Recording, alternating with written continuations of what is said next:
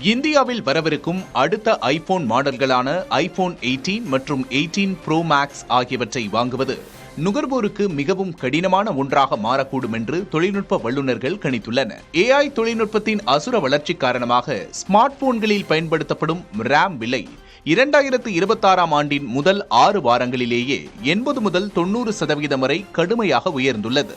இதனால் வரவிருக்கும் iPhone 18 bro maths மாடலின் உற்பத்தி செலவு மட்டுமே முந்தைய மாடலை விட ஏறத்தாழ இந்திய மதிப்பில் 28,717 ரூபாய் வரை அதிகரிக்கும் என்று கணிக்கப்பட்டுள்ளது.